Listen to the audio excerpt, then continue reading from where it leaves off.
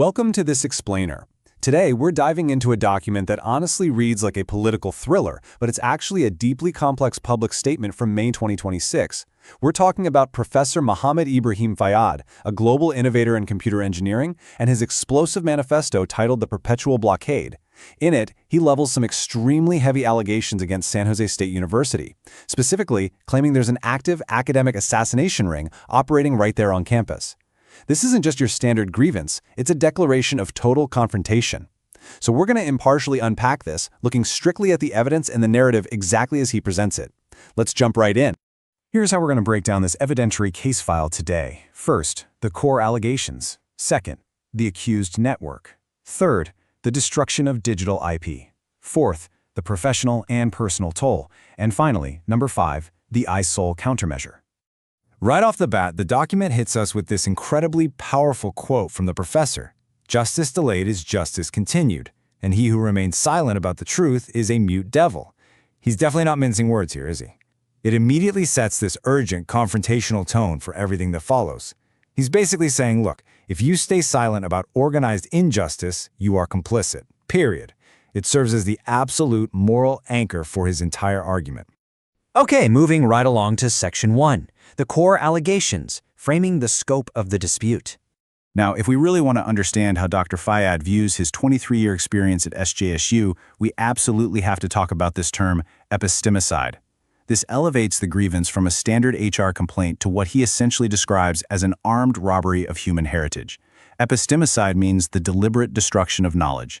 He argues that the perpetrators didn't just come after him personally, they targeted a lifetime of scientific wealth that, in his view, fundamentally belongs to human civilization. The grievance gets very specific, breaking down this alleged crime into 3 methodical steps designed to totally eradicate his academic presence. Step 1, professional assassination. He describes this as an existential ban, literally prohibiting him from entering the very labs he founded and starving his research by cutting off his grants. Then, step 2, things get even darker with what he calls a digital holocaust, which was a deliberate data wipe. And finally, step 3 is a scorched earth policy, operating as a grueling, targeted financial and moral siege. That brings us to Section 2, the accused network, categorizing the institutional failures. Whenever you're looking at a case file or ethics review like this, you have to map out the key players, right? Well, Fayyad categorizes the accused network into 3 very distinct buckets. First up, you have the technical perpetrators. He specifically names Suhail Khan and Tenyu James Wu, claiming they were the ones who actually executed the digital acts. Second, we have the moral assassination leaders inside the SJSU administration. Here, he points the finger at Dean of Engineering Cheryl Ehrman and Department Chair Sigurd Meldau, alleging they gave the directives. And third, the political and corporate bucket, illustrating how this alleged institutional failure extended way beyond the university to provide external cover. And when we zoom in on those external entities, the dossier lists a seriously staggering array of public and private figures. Just to be absolutely clear and impartial, we're simply reporting the allegations exactly as documented. The text names California Governor Gavin Newsom, Attorney General Rob Bonta, local mayors, plus huge corporate entities like IBM and even local tech repair shops. The core claim Fayyad makes is that all of these parties were provided with documented pleas about the situation, and their absolute silence basically provided the political and institutional cover to let it happen. Let's turn to Section 3, Destruction of Digital IP, the anatomy of the data wipe. So, this is what Dr. Fayyad identifies as the single most dangerous criminal element of the whole ordeal, the complete destruction of his intellectual property.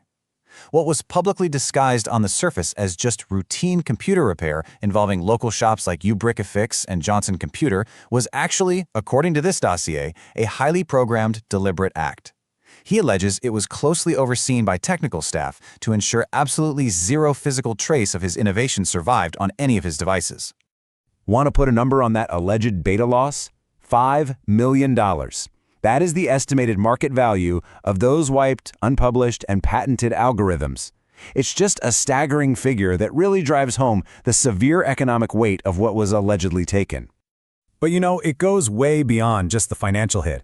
The document heavily emphasizes the permanent damage to his long-term professional contributions.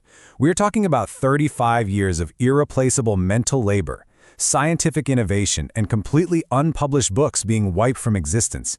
It wasn't just files going into the digital trash bin. It was 3.5 decades of human scientific endeavor, which again goes right back to that idea of epistemicide we talked about earlier.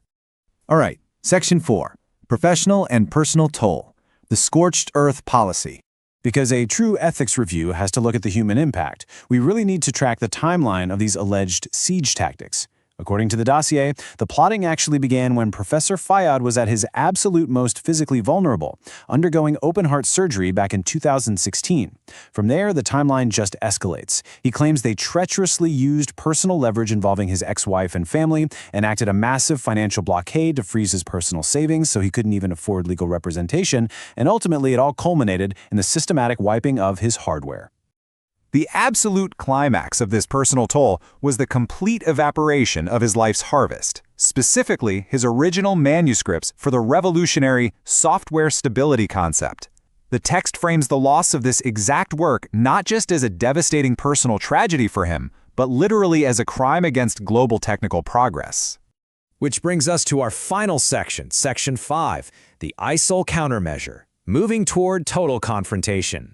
Now, Professor Fayyad is absolutely not walking away quietly here. He outlines a massive global battle plan. He intends to expose what he describes as deep structural racism in U.S. research funding, arguing that the system rewards loyalty and race over actual scientific merit. To fight this, he's forming a worldwide ethical front against this academic mafia, and he's actively pursuing legal action representing himself via pro-par status. But the biggest piece of this puzzle? The launch of a brand new platform called ISIL, which he claims will be a new giant that shakes the very foundations of scientific racism and academic exclusion.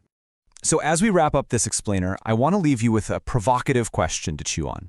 Based on the incredibly severe allegations of systemic exclusion, data destruction, and institutional silence we've just unpacked from Professor Fayyad's manifesto, will his new platform, ISIL, actually become the dawn of justice that he promises? Can one single platform successfully disrupt the massive, entrenched institutional frameworks outlined in this case? It is a fascinating question, and one that absolutely leaves us waiting to see how this all unfolds. Thanks for joining me to explore this dossier, and remember to keep questioning the information around you.